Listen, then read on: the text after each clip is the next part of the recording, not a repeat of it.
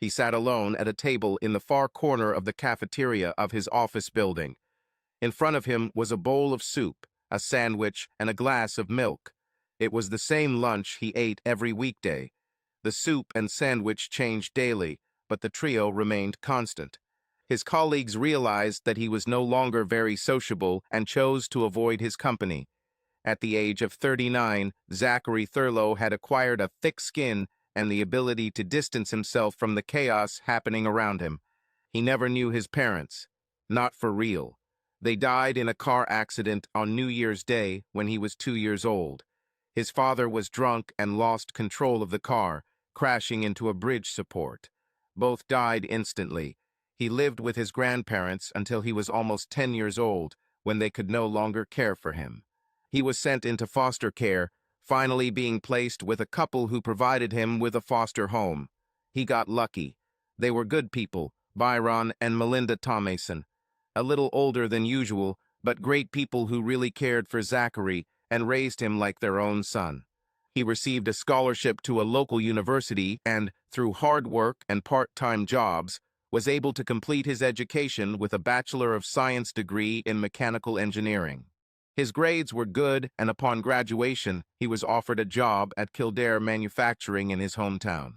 He was assigned to the engineering department, where he worked with several colleagues to plan and perform preventive maintenance, equipment replacements, and other upgrades on the production floor.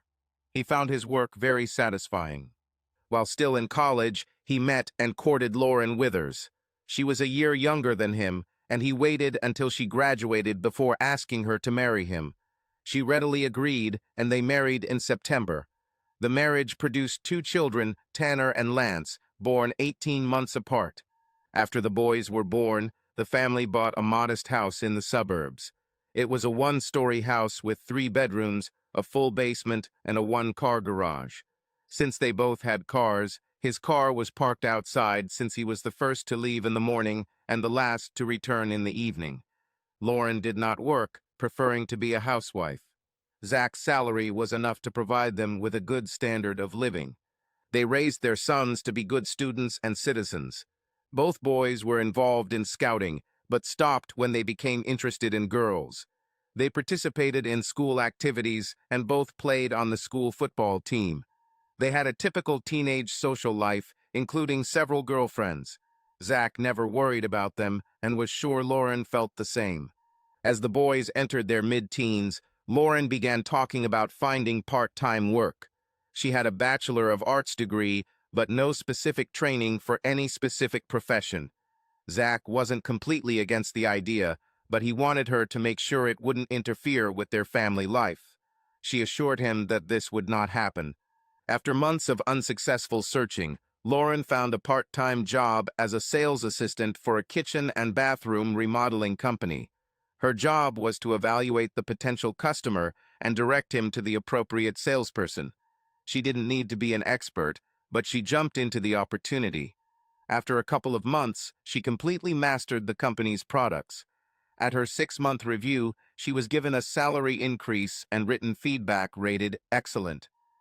When she took the job, she made it clear that she would only be available on weekdays until 4 o'clock. She had to manage the house and prepare food for her sons and husband. At first, this suited her employer quite well.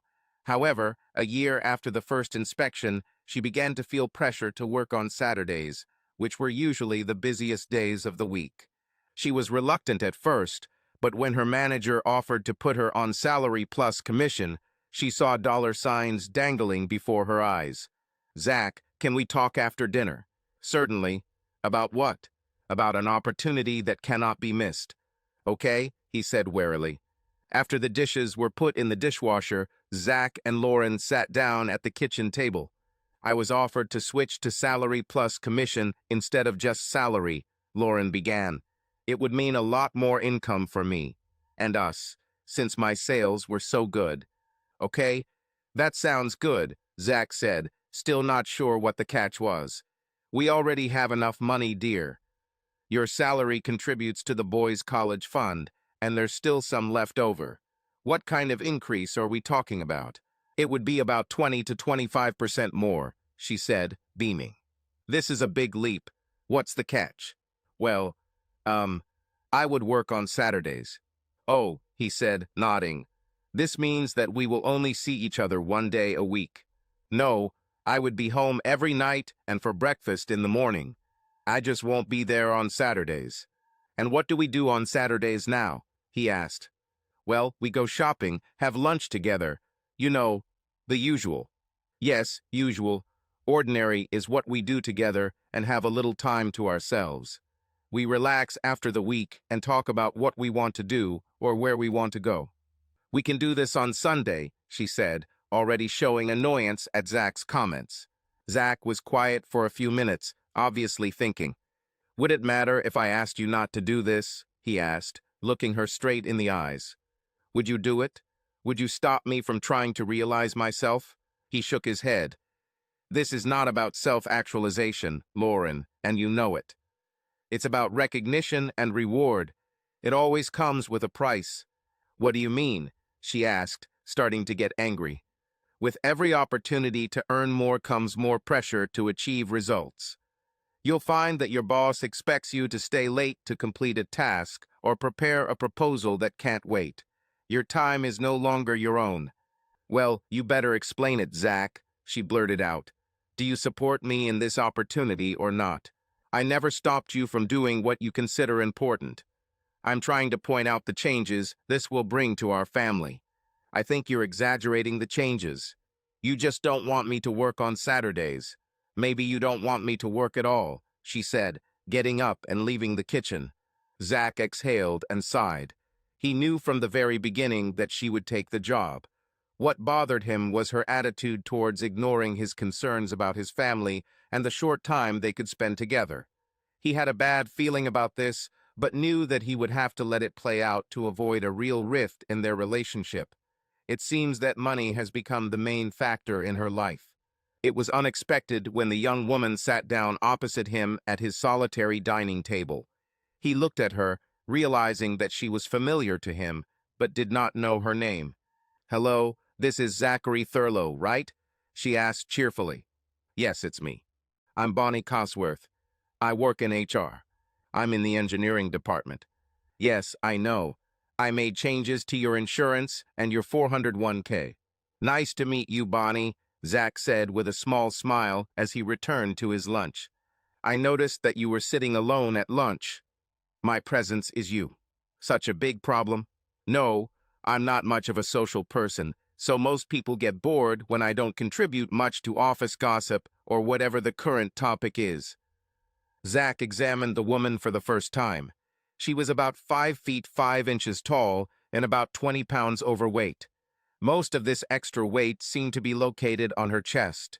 She had a round face, short feminine reddish-brown hair, pleasant complexion, cheerful smile, and pleasant voice. Her lunch looked like a regular diet lunch: salad, tea, and jelly. I'm sorry about your divorce, she said after a long silence. I don't. Why? She asked in surprise. I made an error in judgment, and it needed to be corrected. Oh, sorry, I shouldn't pry. I know better, especially since I work with so much confidential information. From the rumors I've heard, there aren't many secrets in this place, he said with a wry smile. By the way, I heard that you turned down a promotion last week. You heard right. Can you tell me why, or is it none of my business? Ha, he laughed. It's none of your business, but I don't mind telling you why. My reason is purely financial. I realize that this would not make me feel better. Besides, I'm pretty sure my ex-wife has a couple of spies here, and they'll be the first to tell her about the extra money. There will be her lawyer trying to get me to pay higher alimony. So, all in all, it's not worth it. Oh, she said, looking completely miserable. It's a shame. No, don't feel sorry for me. I'll be okay. I have come to terms with what happened and will get through it. At some point in the not-too-distant future, I'll be back on the job, my sons are in college, and my ex-wife is forced to live on whatever she and her lover can afford. Life goes on, he smiled. What is a lover? She asked. It's an old-fashioned name for a guy. In this case, my ex-wife lives in what used to be our home. Her boyfriend lives in a fairly ordinary apartment since his wife kicked him out. My ex can't let her boyfriend move in with her for two reasons. First of all, my lawyer is watching her like a hawk, and if she tries this, he will attack her for living in common law and file a petition to revoke child support. The second reason is that my eldest son would probably beat the crap out of him if he tried. I understand that all is not well between your ex and your sons. The moment they can escape, they probably will. This will happen when they go to college and live on campus. They have a very good fund that will cover their expenses unless they become too ambitious and go to Stanford or Harvard. I talk to them regularly, and they tell me they are going to go to the local university and live closer to home. She looked at her watch. It's time for me to run. I'll go back to my office. She stood up and took the tray. She turned to leave, but stopped and turned back to Zach. Would you mind if I joined you for lunch again? Zach shook his head. No, don't be shy. I hope you won't be too bored. I have a feeling that I won't be here. She smiled and left. Zach looked at his watch. He had at least 10 minutes before returning. Usually after lunch he had half an hour to kill. On a good day, he would go for a walk around the building to get some exercise. Today he just sat and thought about Miss Cosworth. She was the first person who had the courage to ask him about his personal life, although almost everyone at the plant knew about his situation. Was she curious? Maybe. Time will show. It didn't take Zach long to see a change after Lauren started working on Saturdays. Over the course of a month, she came home later and later in the week and brought her work with her. Everything happened exactly as he predicted. Success creates higher expectations. There was, of course, much more money, but also hours. Lauren was still ecstatic about the recognition and opportunity. She was delighted with her work and talked about it constantly. At first, this stimulated their sex life.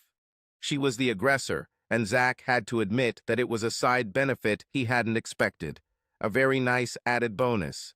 As the months passed, Lauren took on even more responsibility. Now it was assigned to specific contractors. This gave more and more opportunities, but at the same time more and more work.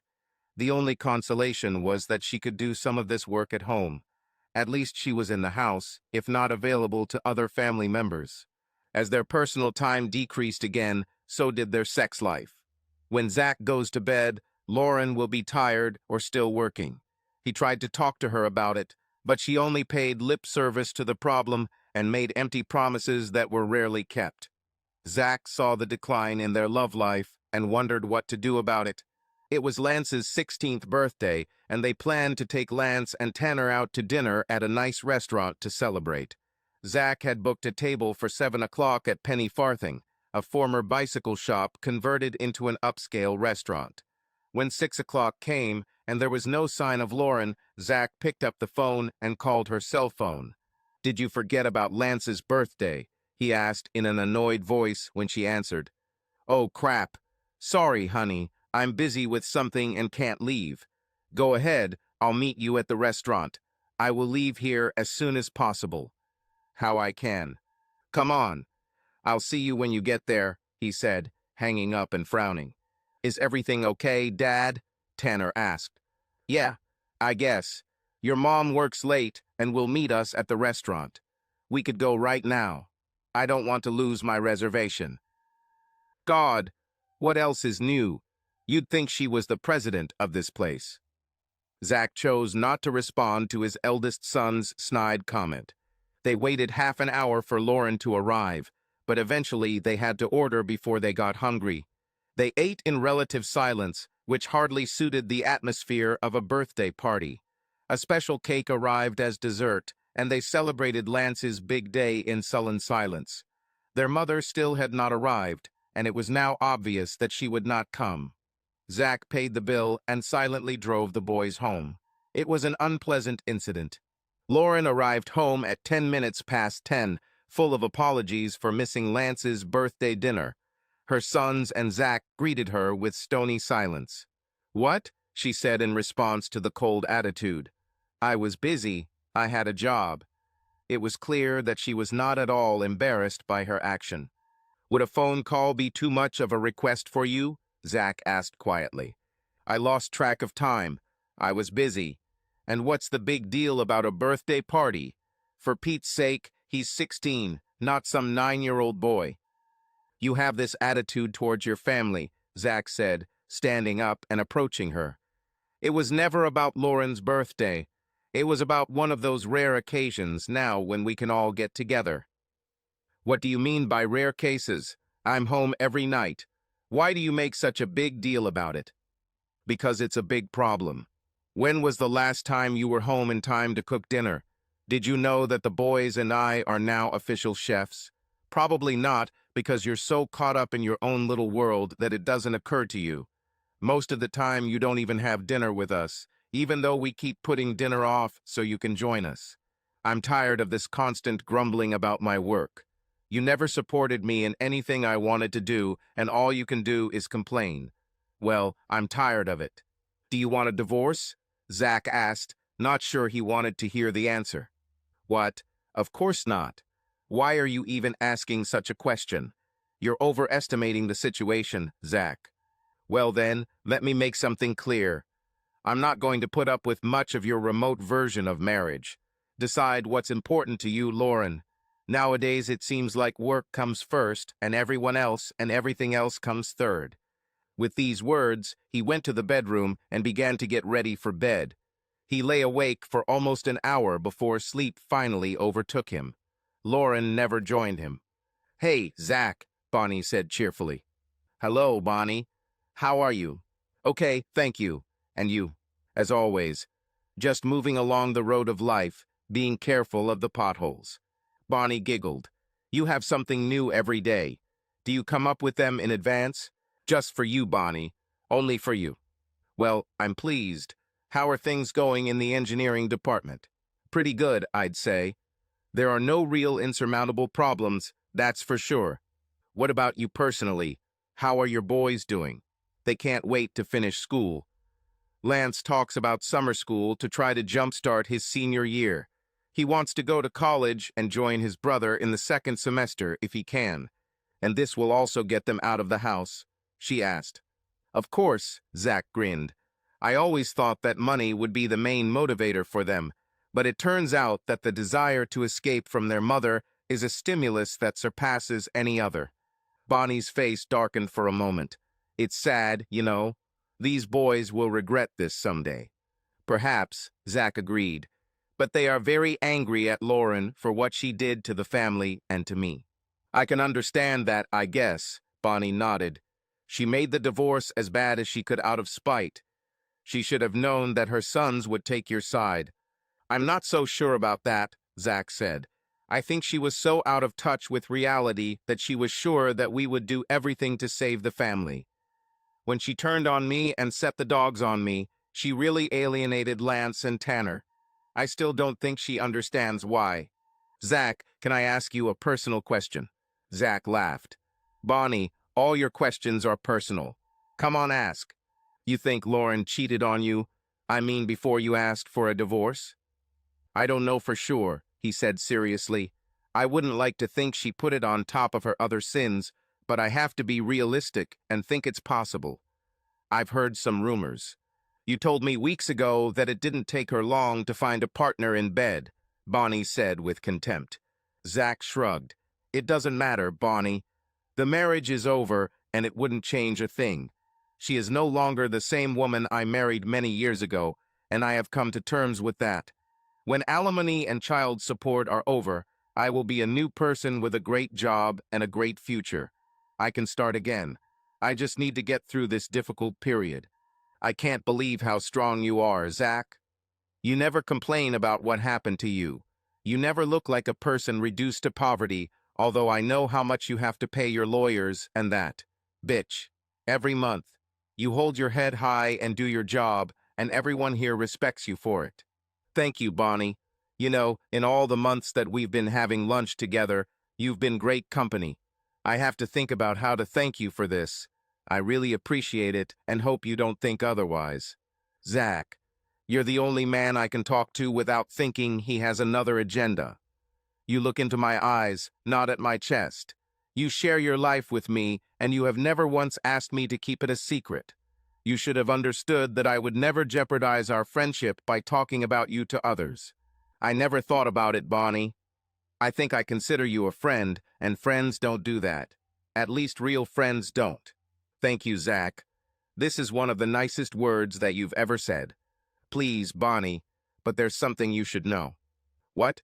I actually look at your breasts when you can't see, he chuckled. Oh, you deceived me. That's the only thing that seems to attract men's attention, she sighed. Not true. There's a lot about Bonnie Cosworth that I find very attractive. In fact, I was trying to work up the courage to ask you out. Is it true? She was surprised. Well, why don't you do it? I think I just did it, Zach said. It will be some kind of quiet and cozy place with good food and a decent wine menu. I would be glad, she answered enthusiastically. Name the time and place, and I will be there. Well, how about 6 o'clock this Saturday evening? I'll pick you up if you give me your address. Is it true? Saturday, 6 o'clock? Are you serious? Zach smiled. Very seriously. I want to invite my favorite lady to dinner. Have you ever been to Penny Farthing? No. Isn't this where you were supposed to celebrate Lance's birthday? Exactly. However, this time I think it will be much more fun. I'll be ready. You can count on me, she said happily. I'm counting on you. Dad, when will you talk to Mom? Asked Tanner. She's almost never home. She doesn't have dinner with us anymore. You could say we don't have a mother at all. Zach nodded. He's reached his boiling point, and it's time to talk to Tanner and Lance about his plans. Find your brother, please. Tell him we're having a family meeting, and I want him here.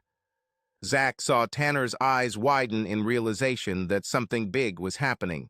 He took out his mobile phone and called his brother. He'll be here in 10 minutes, Father Tanner said.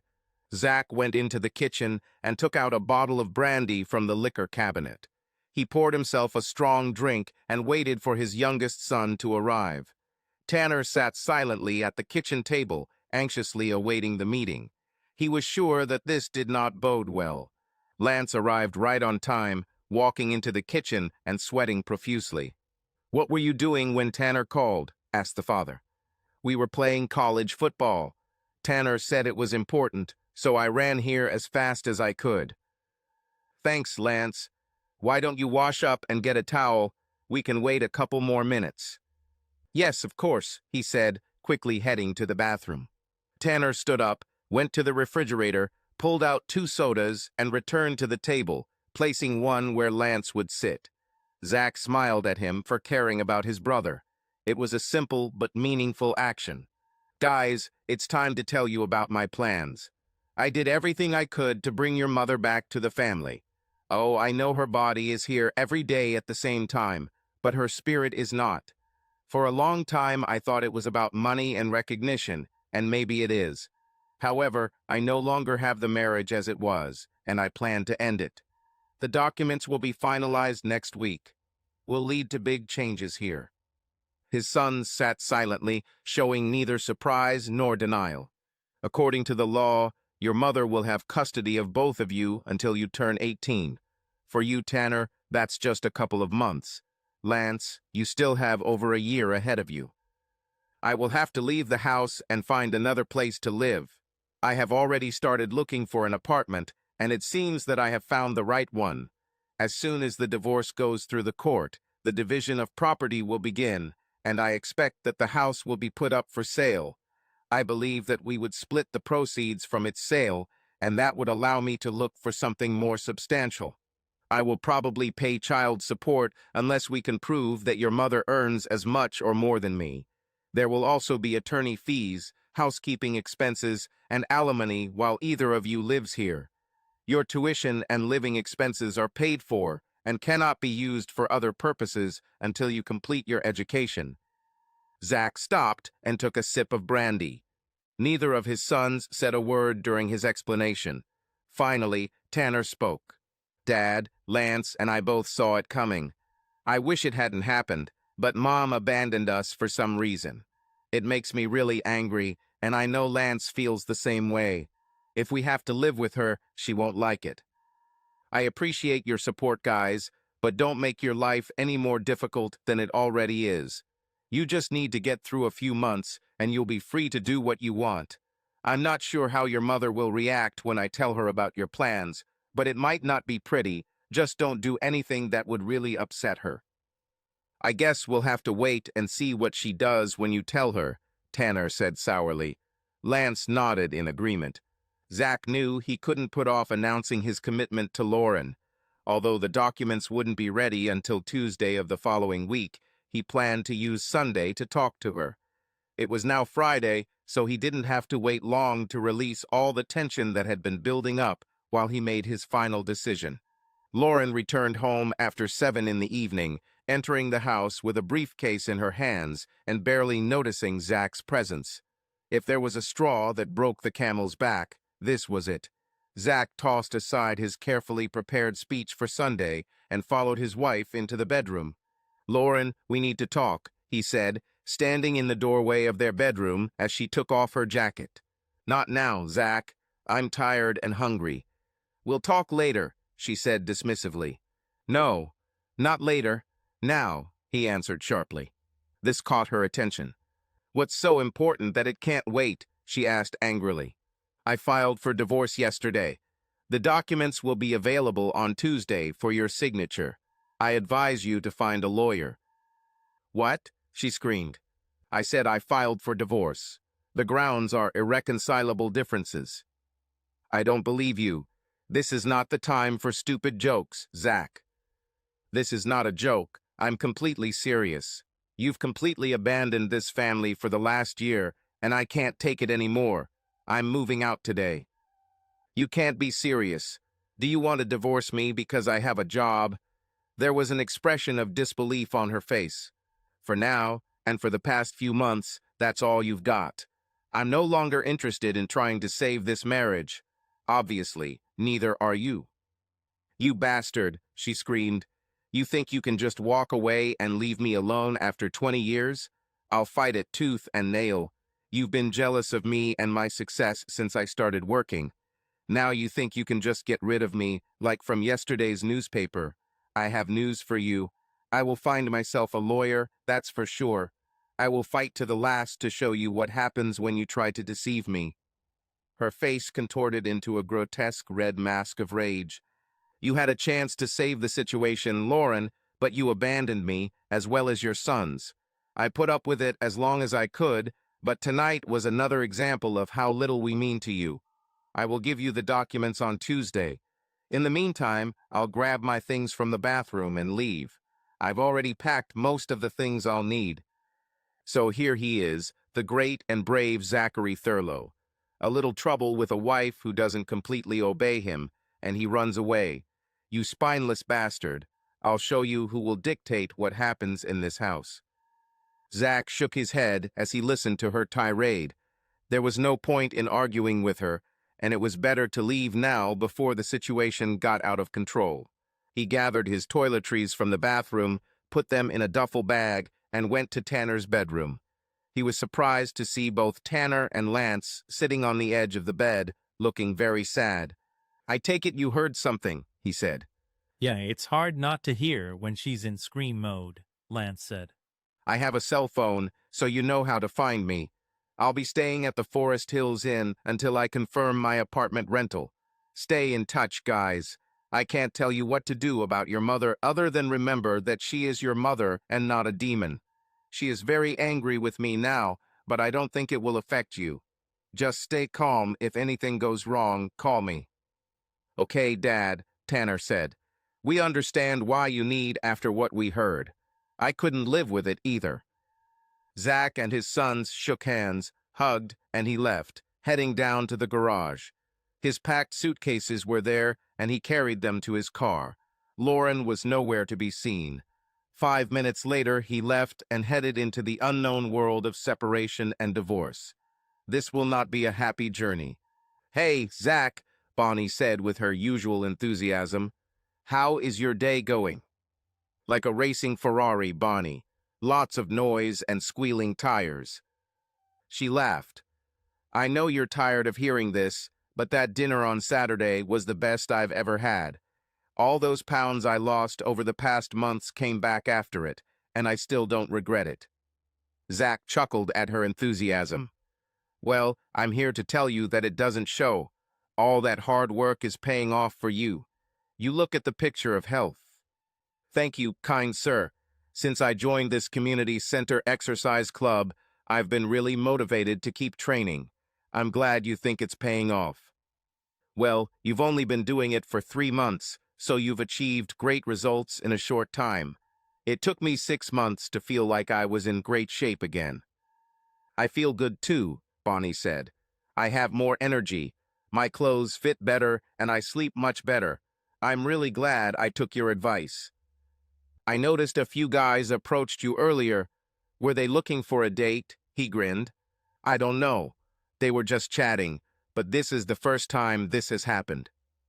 "Well, it's just a sign that they're starting to notice you and the changes. Keep it up, and you'll have a constant stream of guys around you to choose from." "Yeah, I guess," she said, looking a little disappointed. "So if I ask you out next weekend, I'll have to stand in line?" Zach asked. "No," she said immediately, her eyes wide open.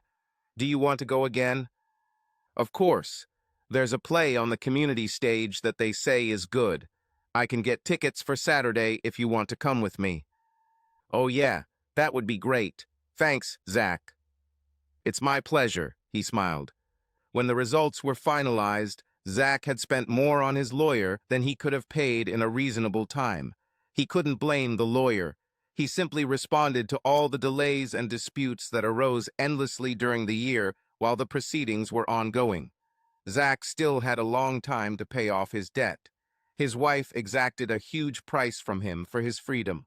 His lifestyle was extremely modest. He lived in a 2-room furnished apartment that was mediocre at best. He simplified his life to live within his limited means.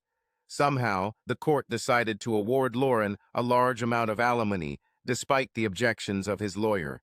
Lauren's income record was highly suspect, but so far any attempt to extract her income from her employer had been blocked. His lawyer believed that Lauren was receiving internal help at her workplace. This raised interesting questions about who was willing to falsify documents requested by the court. Zach was in no position to hire a private investigator, and his lawyer and Lauren knew it well. His only luxury was a weekly date with Bonnie. He was ready to lose anything just to spend this one evening with her. He needed the comfort, conversation, and self-esteem that she gave him. Bonnie was a breath of fresh air in an otherwise oxygen-deficient environment. Lance was lying on his bed when his cell phone rang. He smiled as he recognized the caller. "Hi, Dad. How are you?" Lance asked. He left a message for his father to call him at home. "Not bad, son. I always keep my feet on dry land." "Hey, that's good, right?" "That's what they say. How can I help?" "I have information I think you should know. It concerns Mom." "Oh? What information?" "Well, I heard she's buying a townhouse. One of my friends in school. Well, his dad is in real estate, and I heard his mom talking to him on the phone." "I guess that's not surprising. We sold the house and will split the remaining equity. I'm almost paying off my lawyer. Now I'm only in debt for the next 10 years, Zach chuckled. "Yeah, well, that's what I thought. I'm sure Mom had big bills from her lawyer. How can she afford to buy a fancy townhouse in Devon Estates?" "Devon Estates? Is that where she shops?" "Yeah, I thought it was weird, considering." Well, well, it looks like your mother isn't as desperate for money as she claims. I think I'll talk to my lawyer. Thanks for the information, Lance. I really appreciate it. How are you and Tanner holding up?" "Tanner has no problem, Dad. He's already moved into his college dorm. I still have time to live here. I saw your mother last weekend at the Penny Farthing while I was having dinner there with a friend. She was with some guy." "Was it a tall, dark guy with 20 pounds of fat hanging over his belt?" Zach laughed. "Yes, it's him. Do you know him?" "He's one of Mom's clients. He's a builder. He builds custom homes and luxury townhomes like the one Mom is buying." Oh, so maybe it was a business meeting, Zach suggested. Maybe, but they seem to have a lot of meetings in the last couple of months. Well, she's single now, so I guess that's to be expected. I thought she would find someone better than this guy. I think he has a lot of money. That seems to be important to Mom. I'll let you know what I find out, Lance. In the meantime, as always, we'll stay in touch. Take care of yourself, Zach said lovingly. Yes, you too, Dad. Any ideas for Saturday night? Zach asked, sitting with Bonnie in the cafeteria. Yeah, I was wondering, what if you come over to my place and I'll cook dinner for us? Oh, well, sure, if that's what you want. Zach let out a sigh of relief when he agreed. Bonnie was a little tense about the invitation. Oh, good. I'll cook something special for us. Could you please bring me a bottle of wine? I don't know anything about wine. Yes, of course. Just tell me if it's meat, poultry, or fish, okay? It's seafood. Will that help? That's all I need to know, Zach laughed. Now you've really intrigued me. I haven't eaten seafood in a long time. Well, get ready for fun, she smiled. Oh, I wanted to tell you, my lawyer called last night. Looks like there's some doubt about Lauren's income record in court, and my lawyer has filed an appeal for child support.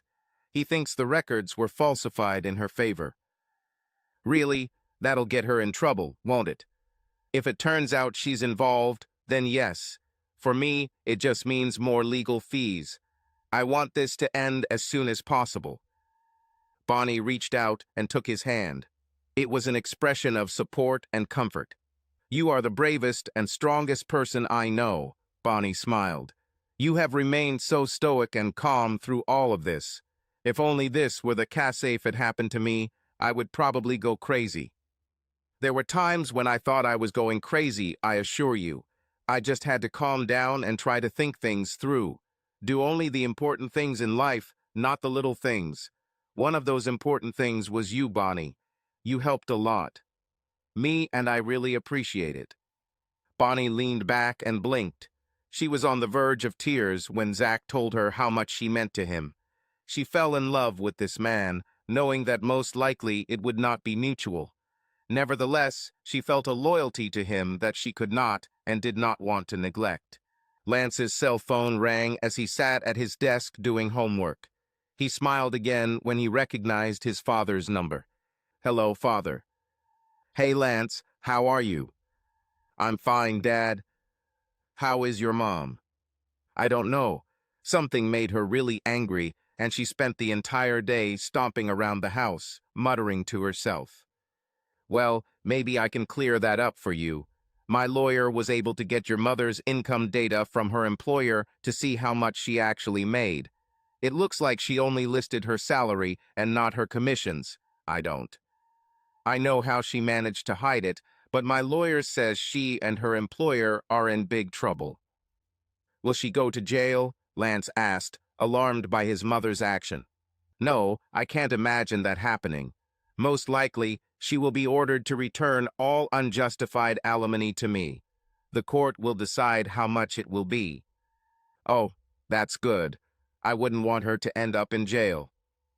Me too, Lance. I don't love her anymore, but I'm not that cruel. Can I stay here for the weekend? I think I'd better stay close to my mom just in case. Okay, Lance, I understand. Anything else I should know? Zach asked. No, everything else is fine. I'm almost done with school so I can start a summer job at my mom's boyfriend's construction company. Yeah, it'll take your time and build some muscle, his father chuckled. It'll be a great opportunity to work on my tan. The girls will be delighted when I go back to school in September. I'm sure it will. Well, take care and call if you need anything. Thanks, Dad. See you later. While Tanner practically cut himself off from his mother, Lance surprisingly stayed by her side and didn't talk about leaving home anymore. He abandoned the idea of a summer school in favor of earning money to buy a car. Apparently, the job offered by Lauren's friend paid well. This wasn't a big surprise to Zach. He knew Lance had been close to his mother for years. He either forgave her for her attitude towards her father and family or decided to leave the past in the past. Zach was not upset by this decision. Perhaps this would soften Lauren's anger towards him, although Lance's description of her behavior after the court decision didn't make her sound very forgiving. "So, what are our plans for the weekend?" Bonnie asked with a wink.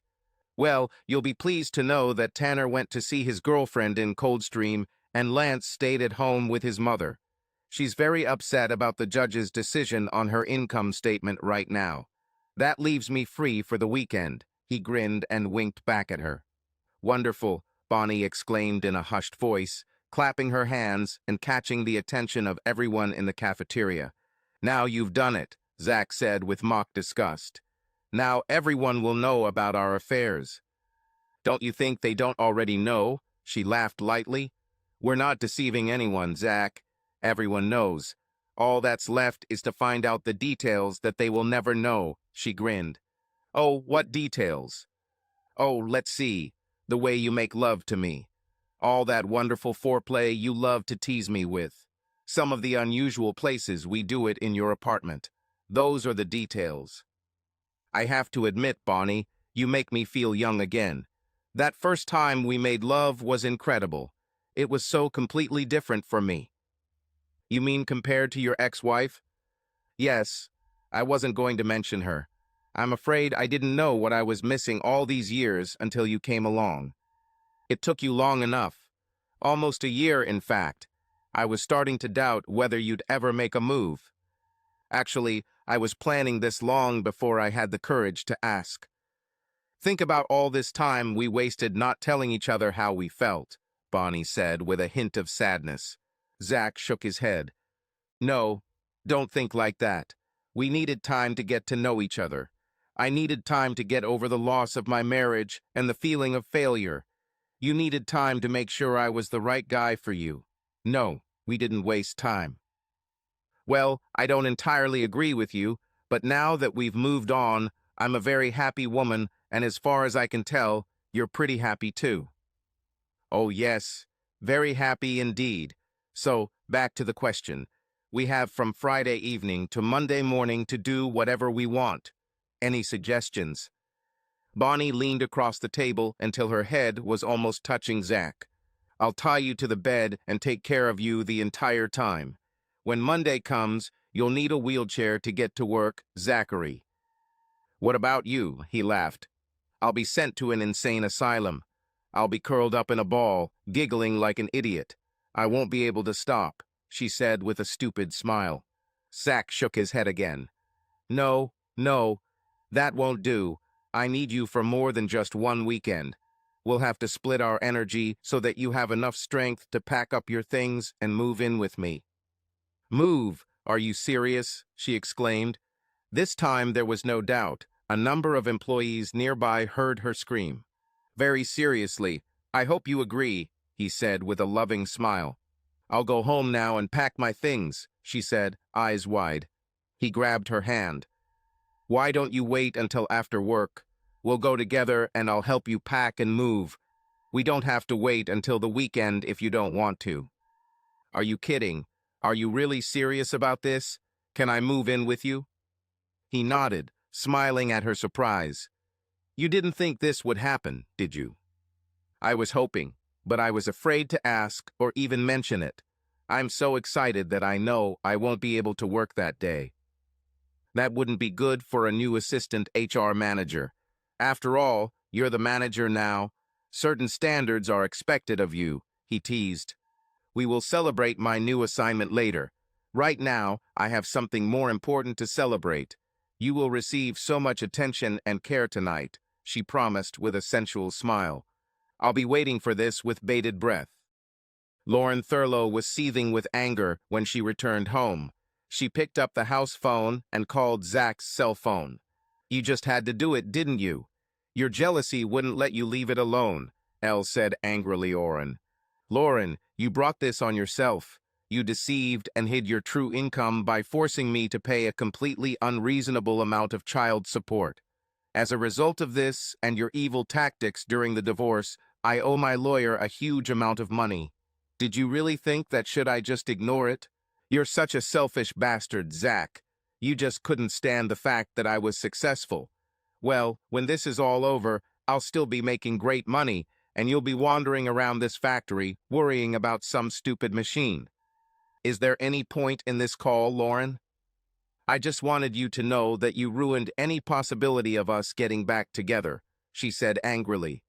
What the hell gave you the idea that I would ever want to come back to you? I can't imagine anything I'd want less. You're an angry, sour, foul-mouthed woman, and I don't know you anymore, thank God. Have a nice day, Lauren, he said, ending the conversation. Bonnie sat at the lunch table, looking at the ring on her finger and shaking her head. I still can't believe it, she said with a dreamy smile. Mrs. Zach Thurlow, it's almost unreal. I thought the ring would convince you, Zach laughed. Did you tell the boys? Yes, and they're both happy for me. For us, actually. You've made a very positive impression on them. Of course, they're pretty impressed that you became a manager before I did. Bonnie snorted with disdain. You're not far behind me, Mr. Equipment Purchasing Manager. Besides, you gave up that position long before I became a manager. I'm trying to think of a better title for my position. It's too bulky, and I'll need an oversized business card to fit it all in. Well, you work on that, and I'll work on your reward for promotion. What a reward, he chuckled. You know very well what kind of reward, Mr. Your loving wife will reduce you to a pile of stupid mass tonight. You do this to me every night, he smiled. And I'm going to keep doing it, she said, kissing him passionately in front of everyone in the cafeteria. And subscribe to our channel so that your love doesn't cheat on you, and go ahead and listen to the next story, because this story is nothing compared to the next one. If you're under 18, don't even think, click to the next one. Click to the next one. Click to the next one.